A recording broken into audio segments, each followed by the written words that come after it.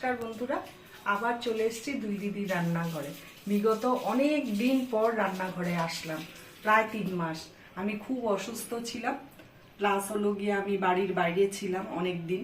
তো এই পুজো উপলক্ষে বাড়িতে এসেছি, তো তাই আজকে ভাবলাম যে একটু রান্না বান্না করি, আপনাদের কাছেও শেয়ার করি। আপনারা তো জানেন না আমার কি হয়েছিল, বা কোনো মেসেজও দেইনি আমি। তো যাই হোক, তো আজকে একটা রান্না করব, খুব সাধারণ রান্নাই করব, সবাই জানে। তাও আর কি আপনাদের পাশে আসার জন্য, আমি সাথে থাকার জন্য আমি এসেছি রান্না নিয়ে। এখন থেকে মোটামুটি ভিডিও পাবেন আপনারা। তো শুভ দুর্গাপূজার শুভেচ্ছা সবাইকে। বড়রা আমার প্রণাম নিবেন, ছোটরা আমার ভালোবাসা নিবে। তো যাই হোক, পুজো সবার কেমন কাটলো জানাবে কমেন্ট করে। অনেক দিন পর আসছি, আমার পাশে থাকবে আপনারা, আপনাদের পাশে দুই দিদির পাশে থাকবেন এবং সাহায্যের হাত বাড়িয়ে দিবেন। তো যথারীতি কি রান্না করি দেখুন। ইলিশ মাছ নিয়ে এসছে, তো কেমন হবে জানি না ইলিশ মাছটা। তো ইলিশ মাছ আজকে করব, দই ইলিশ তো অনেকেই করে, আমিও করি। তো আজকে করব পোস্ত আর লঙ্কা বেটে নিয়েছি এখানে, একদম পোস্ত দই ইলিশ করব আজকে। তো দইটাকে আমি ভালো করে ফেটিয়ে নিয়েছি, একদম নুন দিয়ে লঙ্কার গুঁড়ো দিয়ে। এটার মধ্যে হলুদ যাবে না, আর যা মাছে হলুদ মেখেছি এইটুকুনি। আর যেহেতু টক দই, এই সামান্য এতটুকু মতন চিনি আমি দিয়েছি, কেন নাহলে টক হয়ে যাবে, এই জন্য। তো এখন রান্নাটা কিভাবে করি আপনারা পাশে থাকুন, দেখতে থাকুন। এটা আমি ফ্রাই প্যানে করব। গ্যাসটা ধরিয়ে নিচ্ছি। অনেকদিন পর ভিডিও করছি, যদি কোনো ভুল ত্রুটি হয়ে থাকে মানিয়ে নেবেন আপনারা। আর দিদিও আসবে, দিদির বাড়িতে এখন লোক। তো দিদি সেসব ঝামেলা মিটিয়ে নিয়ে আবার আমরা দুজনে সমান তালে ভিডিও করব। প্যানটা গরম হয়ে গেছে, এখন আমি সরষের তেল দিচ্ছি, মাস্টার্ড অয়েল।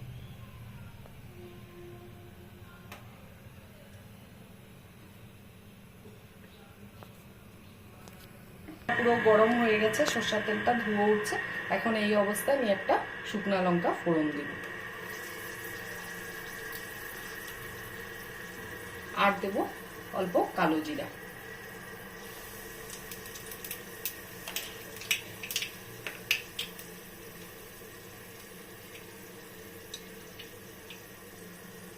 এখন মাছগুলোকে একটু ভেজে নিব হালকা করে। ডিম আছে মাছটার মধ্যে, কষে নিব।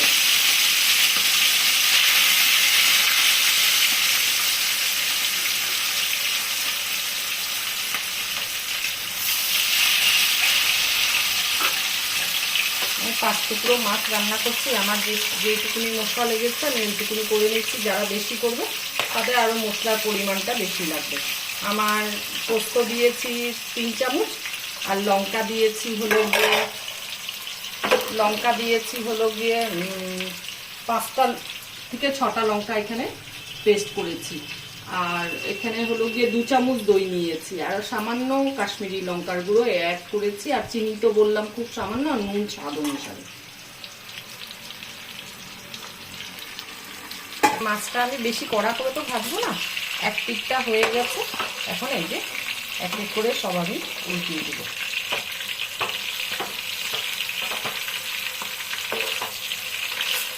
অনেক বড় মাছটা,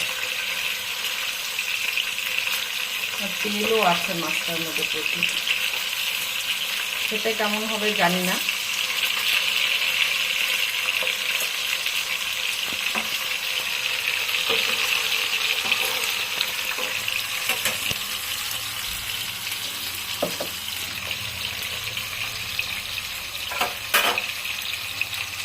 এখন আমি পোস্ত বাটাটা দিয়ে দেব।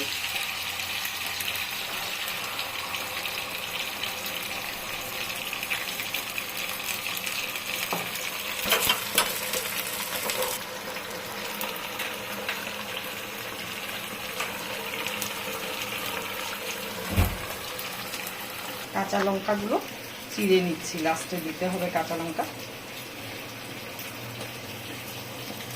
পোস্ত বাটাটা দিয়ে এত সময় ফুটতে দিলাম একটু, এখন এপিট ওপিট করে দেব। মাছটা প্রচুর তেল আছে, প্রচুর তেল বকবকিয়ে বেরিয়েছে একদম।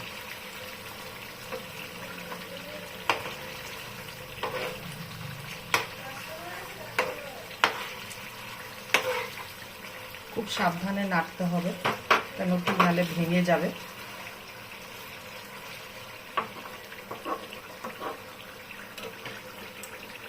এখন আমি এই যে দইটা ফেটানো আছে এটা দিয়ে দিব।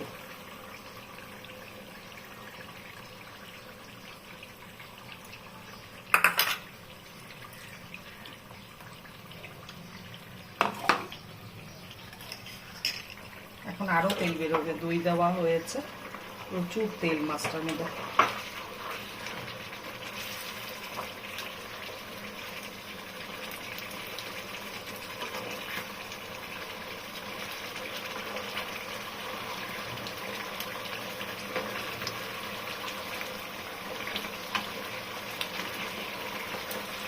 দইটা দিয়ে উল্টে দিলাম ভালো করে, আর উল্টাবো না। এখন একটু হবে, তারপরে আমি জল দিব। এখন এই অবস্থায় আমি জল দিয়ে দিব। এই যে দই যে বাটিটার মধ্যে ফেটানো ছিল, এই বাটিটা দিয়ে জল দিব।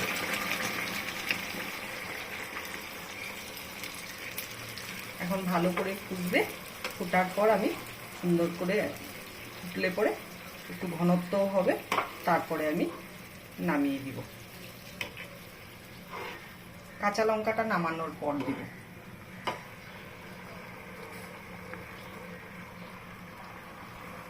এখন মিনিট 5 মতো ফুটাবো। প্রথম গ্যাসটা আঁচটা বাড়ানো থাকবে, হাই ফ্লেমে থাকবে, তারপরে মিডিয়ামের থেকেও একটু কম করে দিব। একদম কমও না, মিডিয়ামের থেকে একটু জাস্ট সুন্দর করে ফুটবে, তারপরে হলো নামিয়ে দিব। এই যে আমার দই পোস্ত ইলিশ রান্না হয়ে গেছে। এখন আমি কাঁচা লঙ্কা দিয়ে নামাবো। গ্যাসটা একদম সিম করা।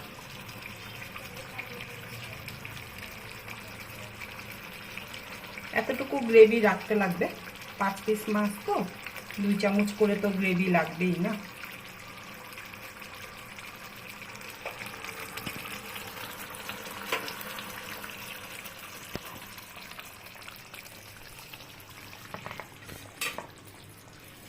তো রান্নাটা কেমন লাগলো, রেসিপিটা অবশ্যই কমেন্ট করে বলবেন। অনেক দিন পর আপনাদের সাথে এসছি আমি।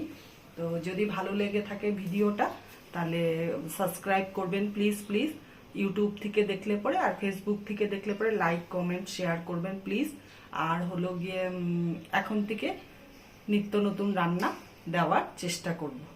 তো আজকের জন্য ভিডিওটা এখানেই শেষ। সবাই ভালো থাকবেন, সুস্থ থাকবেন, টাটা।